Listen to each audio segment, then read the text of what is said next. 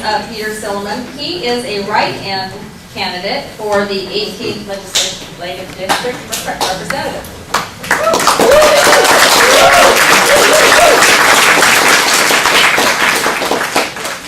Many people are surprised to learn that we have 22 children. Actually, don't be shocked. Half of those are goats. Brought the other half with us tonight. They're sitting in the back if you'd like to meet them. One of the things we think family is very important. We think it's very important for you to see our family. We have a large family because we believe in the Bible and what the Bible says about children being a blessing.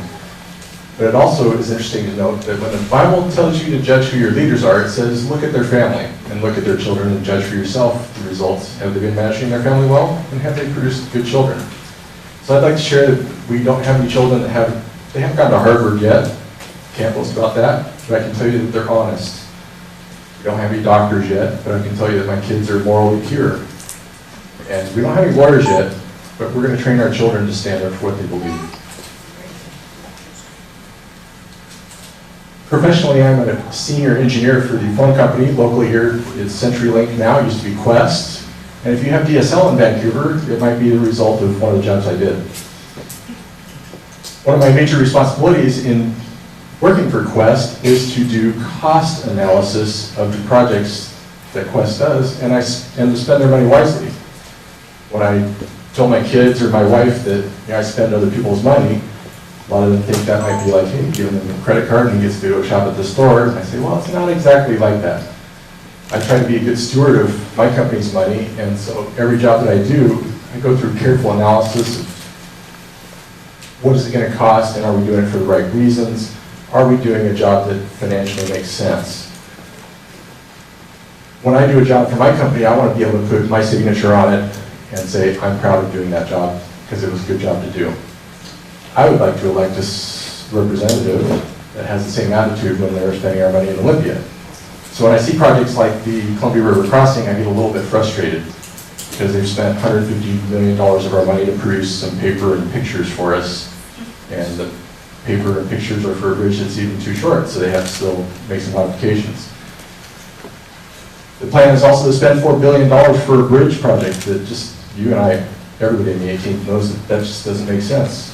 We don't need a new traffic bridge. As the previous speaker noted, light rail is not the answer either. Realize if we go from riding buses currently to riding light rail, you're going to have to pay higher taxes, you're going to have to pay higher tolls to operate it, and it's going to take people twice as long to get from Vancouver to Portland. What kind of sense does that make? It makes absolutely no sense economically to have light rail or replace a perfectly good I-5 bridge. So it's very frustrating to me. I want somebody to go to Olympia that will just say, no, we're not going to do that.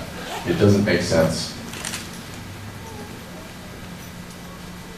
Like you, I'm also frustrated with other rules and regulations, other state-run monopolies that just don't make sense. They cost too much money. Small business owners are frustrated with the state monopoly we have on labor and industries. They seem to pay out too much benefits, they're too generous, and they want to pass that on to the business owners by raising their rates, even in a hard time like today. That's just one monopoly that the state currently has. Another monopoly is a monopoly in education.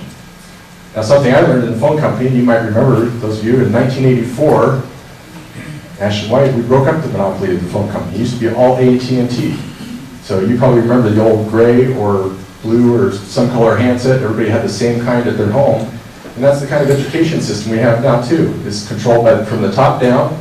They say what kind of education system we're going to have. They say all the schools are going to operate equally under the same rules. We have poor results as a result of that. What I would propose is we give parents a choice where they send their children through educational vouchers or tax credits. And the reason I would give you the choice is, one, because I trust you.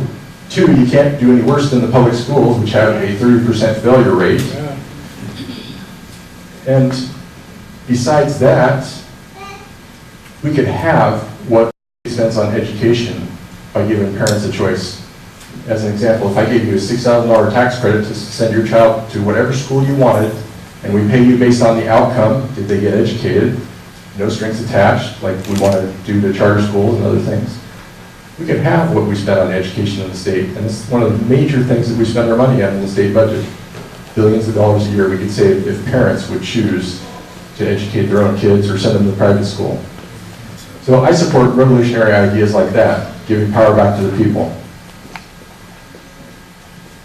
My focus in going to Olympia is to stop the government from expanding.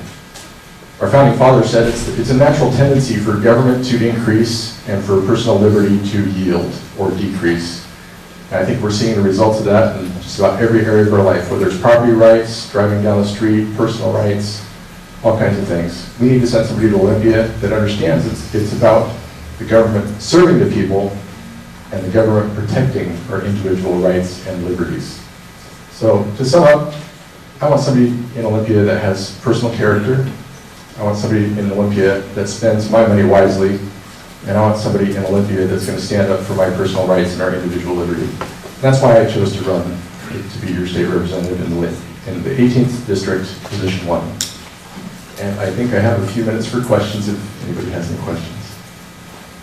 Yes? And on the schooling and the education portion, what would you consider for the homeschooler? Would the voucher system work for them as well? If they're homeschooled, do they have the funds to buy their supplies? I think it can work for homeschoolers. I should share that our children have all been homeschooled. And one of the reasons education is near and dear to my heart.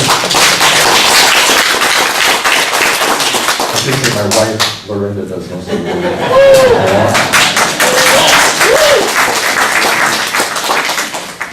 But if we really want pay for performance, let's pay for performance. Let's say we'll give you $6,000, you give us a standardized test administered by a third party, and if you pass the test with a 70% grade or better, we're going to give you your money because you did a good job. That would be real outcome-based education, not what we have today. Good idea. Does that answer your question? Just a little bit, just part of it, but about them having to use a standardized test. For example, my grandchildren are all, they are well above probably in the top 5% or higher, top 1%, whichever. They're all homeschooled. They're all taught to be self-sufficient and all that. But standardized tests may come from more of a secular point of view, so that might not cover what they're really studying. It's true. Right now, even homeschoolers, though, have to administer yearly, as part of their accountability to the state, these standardized tests. At some point, what we need to do if we really want to free children and have a free education system is come up with some kind of minimum standard for them to get that, to say you did the job right. Some kind of standardized test would have to be the result. If they were going by just reading, writing, math, science, that kind of thing, no problem, but the other things. Exactly, and that's what I would fight for. The problem with charter schools, and we're going to have a charter school amendment on the ballot this fall, there's some serious flaws with that. Or at least the way the one that is currently on the ballot is written. One, it's for 5 years. They have mandated that you have to do everything that public schools are doing. That's the flaw. It's still state control of your kids. What private individual is going to spend millions of dollars to build a private school that they can only have for 5 years is the window that they're approving, and you still have to follow all the rules of the public schools. It doesn't make sense. Those are the things that we need to take away. We need to give people, the parents, the choice where they send their kids to school. And the reason I like those parents is because we have plenty of people saying you need to give us more money for kids in public schools because we want to take care of your kids. Well, giving money to kids is not the #1 indicator of success of students. Parental involvement is the #1 indicator of student success.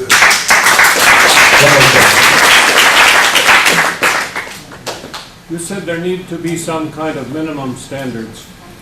What about local minimum standards rather than federal minimum standards? Because I think the feds ought to get out of our education system entirely. Speaking of education specifically, the question is minimum standards, should they be federal or should they be state? For this, to state-run tax credit, I think the federal education department ought to be abolished. Education should be administered locally and properly. Not only education, but all our governmental functions, government performs best when it's done at the lowest level possible. We don't need top-down control like the communists. We don't need the central committee telling us all what to do and coming up with one standard. Our local communities and our individuals know how to take care of each other. And I think I'm out of time. Thank you.